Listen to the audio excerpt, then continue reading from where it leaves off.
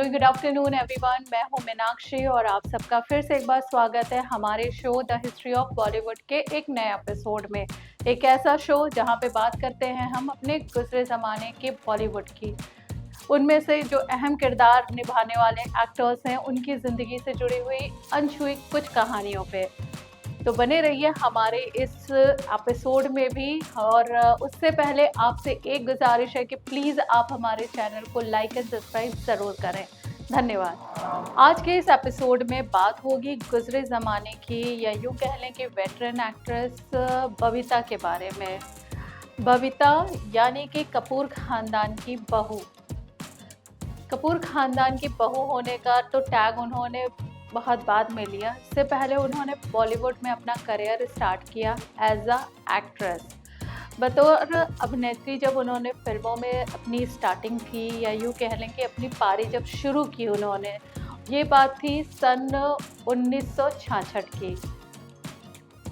इससे पहले उनसे जुड़ी हुई कुछ और भी बातों को हम डिस्कस करना चाहेंगे कि बबीता का जन्म कहाँ हुआ और कैसे हुआ। बबीता का जन्म 20 अप्रैल 1948 को मुंबई में हुआ था। इनके पिता हरीशिव दसानी ये भी एक प्रोफेशनल एक्टर थे, जो कि पाकिस्तान के ही रहने वाले थे, लेकिन विभाजन के बाद वो इंडिया वापस आ गए। जब वो इंडिया आए तो उन्होंने मुंबई में अपना रहना और वहीं पर ही अपनी ज़िंदगी की शुरुआत की। अब बात करते हैं इनकी फैमिली के बारे में। तो इनकी फैमिली एक हिंदू सिंधी फैमिली थी। वहीं इनकी माँ जो थी वो एक ब्रिटिश ईसाई थी, बारबरा शिवदसानी। बबीता ने अपने करियर की शुरुआत पहली फिल्म अगर बतौर एक्ट्रेस जो थी वो थी 10 लाख। इस 10 लाख फिल्म की स्टार्टिंग 1966 में हुई थी, जहां पे उन्हें पहली बार लोगों ने एज एन एक्ट्रेस पर्दे पर देखा। ये फिल्म अपने आप में हिट रही।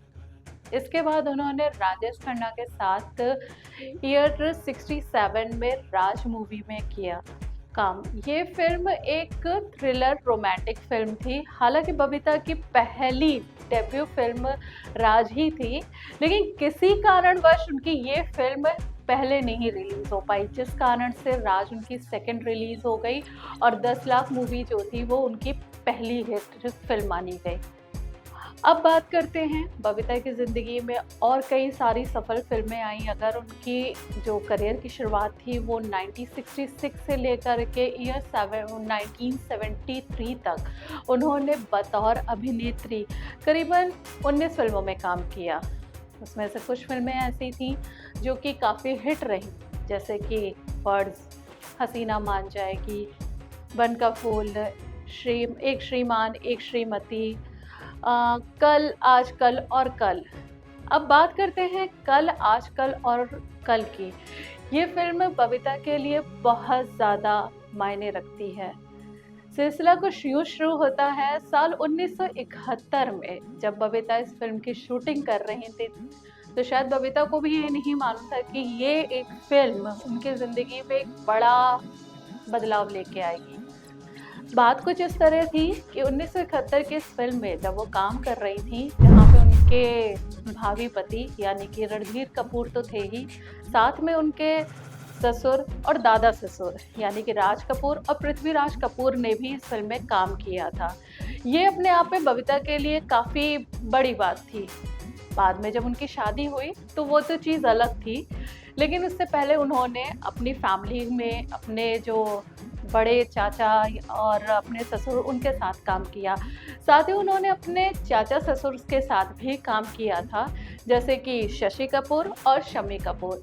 शशि कपूर के साथ उन्होंने ईयर 1968 की फिल्म हसीना मान जाएगी की।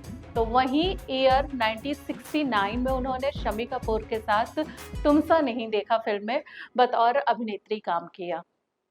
काम करते करते जब उनकी शादी की बात करते हैं, तो ये जो फिल्म थी उनकी रणधीर कपूर के साथ ईयर 1971 की, कल आज कल, इस फिल्म के सेट पर ही उनका और रणधीर कपूर के बीच का प्यार बढ़ता है और वो प्यार शादी तक पहुंच जाता है।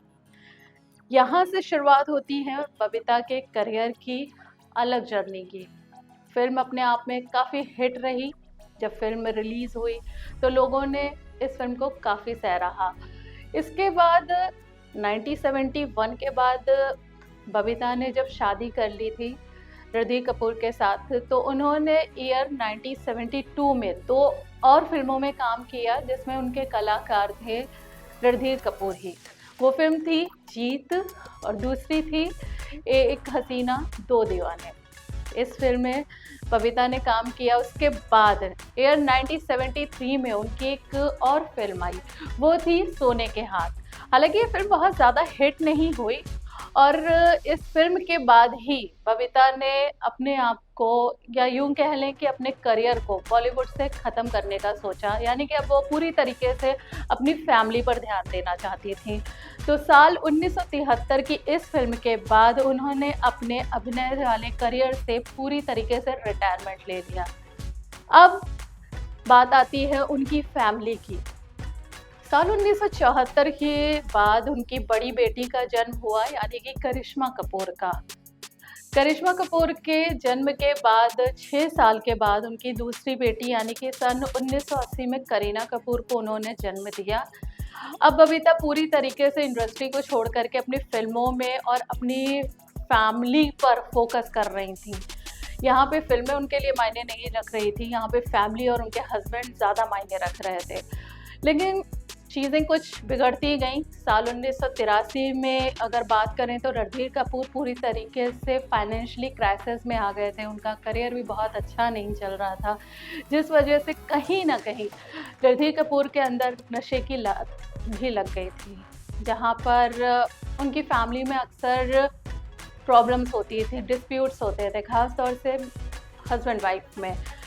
इसके चलते बबीता ने ईयर 1988 में रणधीर कपूर का घर छोड़ दिया अपनी दोनों बेटियों के साथ और वो एक अलग घर में जा कर के रहने लगी। काफ़ी लंबे तौर तक वो अलग अपने हस्बैंड के साथ रही।